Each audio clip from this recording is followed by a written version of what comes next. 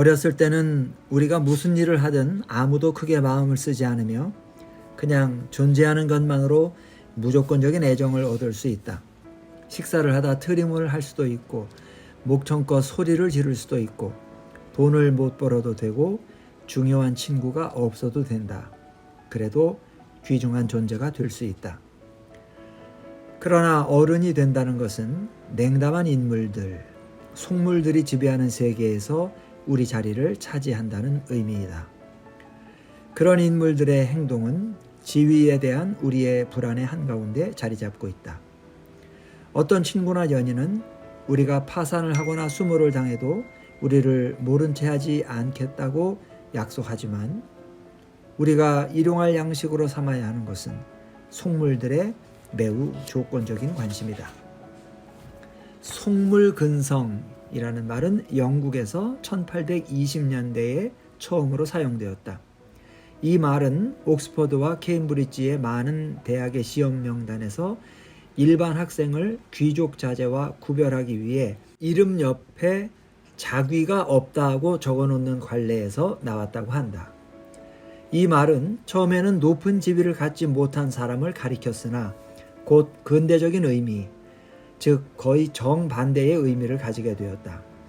상대방에게 높은 지위가 없으면 불쾌해하는 사람을 가리키게 된 것이다. 어떤 사람을 속물이라고 말하는 것은 그 사람을 경멸하려는 의도를 가진다는 것, 즉 그 사람의 조롱받아 마땅한 매우 유감스러운 차별 행위를 묘사하기 위해 그 말을 사용한다는 것 또한 분명해졌다. 이 문제에 대한 선구적인 작업인 속물에 관한 책에서 윌리엄 세커리는 25년간 속물이 영국의 철도처럼 퍼져나갔으며 이제는 해가 지지 않는 제국의 어디를 가나 발견할 수 있다고 말했다. 그러나 정말 새로웠던 것은 속물 근성이 아니라 속물들의 그런 전통적인 차별 행위를 이제 용납할 수 없는 것으로 여기게 된 평등 정신이었다.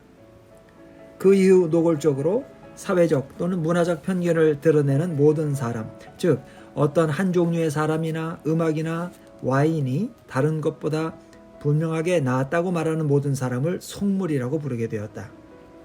이런 식으로 이해하자면 속물이란 하나의 가치 척도를 지나치게 떠버리는 모든 사람을 가리킨다고 할 수 있다. 그러나 누구 또는 무엇을 존중하느냐 하는 문제와 관련지어 속물 근성의 의미를 좁혀보는 것이 더 정확하게 살펴보는 방법이 될 수도 있겠다. 속물의 독특한 특징은 단순히 차별을 하는 것이 아니라 사회적 지위와 인간의 가치를 똑같이 본다는 것이다. 전통적으로 보자면 속물 근성은 귀족 계급에 대한 관심과 관련이 있지만 그렇다고 해서 속물 근성을 사냥이나 신사클럽에 대한 열망과 동일시하게 되면 그 현상의 다양성을 이해하기 힘들다. 속물은 시대에 따라 군인, 주교, 시인, 농민 등 여러 특정한 집단에 영합했다. 속물의 1차적 관심은 권력이며 권력 구조의 변화에 따라 자연스럽게 그리고 순식간에 속물의 존경 대상도 바뀌기 때문이다. 속물 집단은 분노를 일으키거나 좌절감을 안겨준다. 우리의 내면에 있는 것으로는, 즉 우리의 지위가 아닌 다른 것으로는 그들이 우리에게 하는 행동을 통제할 수 없기 때문이다. 우리에게 솔로몬의 지혜가 있고 오디세우스의 책략과 꾀가 있다 해도 우리의 자질을 사회적으로 인정받는 표지로 제시하지 못한다면 우리 존재는 그들에게 전혀 관심의 대상이 되지 못한다.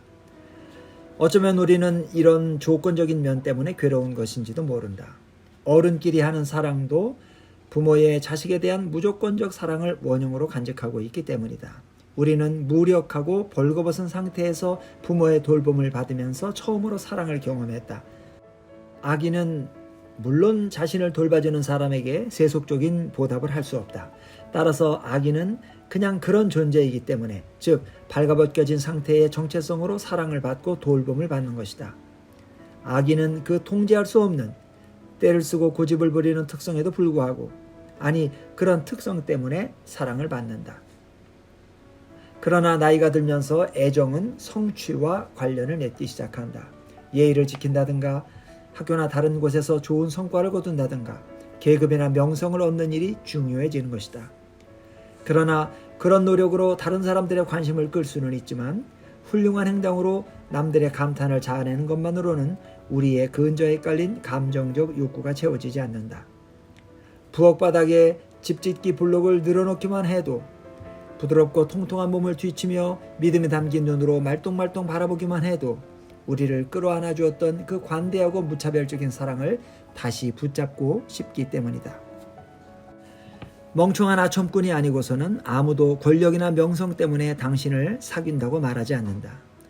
이것이야말로 우리 밑바닥에 그런 무조건적인 사랑에 대한 욕구가 존재한다는 증거다. 나의 권력이나 명성 때문에 점심에 초대한다면 그것은 기분 나쁜 일일 수도 있다. 또 초대한 사람의 태도가 곧 바뀔 것이라고 짐작할 수도 있다. 권력이나 명성은 우리 자아의 진정한 알맹이 바깥에 있는 것이기 때문이다. 일자리를 잃고 영향력이 줄어들어도 우리는 계속 살아있을 것이며 어린 시절에 자리 잡은 애정욕구 또한 조금 더 줄지 않을 것이다. 따라서 유능한 아첨꾼은 자신이 관심을 가지는 것이 상대의 지위와는 전혀 관계없는 부분임을 암시해야 함을 안다. 그래서 의리의리한 차, 신문에 등장한 모습, 회사의 임원직위는 자신의 깊고 순수한 애정에 영향을 미치지 못하는 요소들이라고 강조한다. 그러나 아첨꾼의 이런 노력에도 불구하고 상대는 그의 번지르르한 표면 밑에서 변덕스러움을 감지하고 속물의 무리를 멀리하는 경향이 있다. 운이 좋아 잠시 아슬아슬하게 손에 쥐고 있는 지위가 본질적 자아와 아무 관련이 없을지도 모른다는 두려움 때문이다.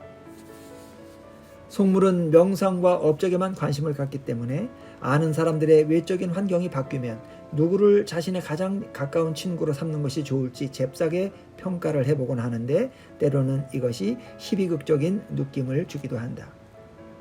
19세기 말 파리의 어느 안개 낀 저녁, 마르셀 프루스트의 잃어버린 시간을 찾아서에 나오는 부르주아 내레이터는 귀족 친구인 생루 후작과 저녁을 먹으러 비싼 식당으로 간다. 내레이터는 일찍 도착하고 생루는 아직 오지 않았다. 그러자 식당 직원들은 내레이터의 익숙지 않은 이름과 초라한 외투를 보고 별 볼 없는 손님이라고 생각한다. 그래서 선심을 쓰는 채 하고 차가운 바람이 부는 탁자로 안내하고 나서 마실 것이든 먹을 것이든 느릿느릿 가져다 준다. 그러나 15분 뒤에 후작이 도착하여 내레이터가 그의 친구라는 사실이 드러나자 순식간에 직원들 눈에 내레이터의 가치가 바뀐다. 지배인이 그의 앞에서 깊이 고개를 숙이고 차림표를 펼치더니 화려한 동작을 섞어가며 특별 요리를 외우고 옷을 칭찬한다. 게다가 이런 예우가 귀족의 친구이기 때문에 나오는 것이라는 생각을 막으려는 듯 이따금씩 개인적인 애정을 드러내는 작은 미소를 슬쩍 흘리기도 한다. 내레이터가 빵을 좀 달라고 하자 지배인은 뒤꿈치를 부딪혀 딱 소리를 내며 소리친다. 알겠습니다, 남장님. 나는 남작이 아닌데요.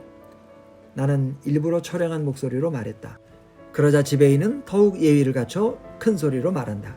오, 죄송합니다, 백장님. 다시 이 일을 제기하고 싶지는 않았다. 그래봐야 내가 후작 지위로 올라가는 것밖에 남은 것이 없었기 때문이다. 이런 표변이 눈앞의 상대에게 만족을 준다 해도 그 밑에 깔린 역학은 냉혹하다. 물론 지배인은 그 속물적인 가치체계를 전혀 바꾸지 않았다. 그저 그 냉혹한 틀 내에서 상대에게 다른 방식으로 보상했을 뿐이다. 그러나 세상을 향해 우리 대신 우리 영혼의 고귀함을 이야기해줄 생루 후작이나 신데렐라의 왕자님을 만날 기회는 사실 거의 없는 것 아닌가. 우리는 보통 그 싸늘한 바람이 부는 곳에서 그냥 식사를 마치게 된다.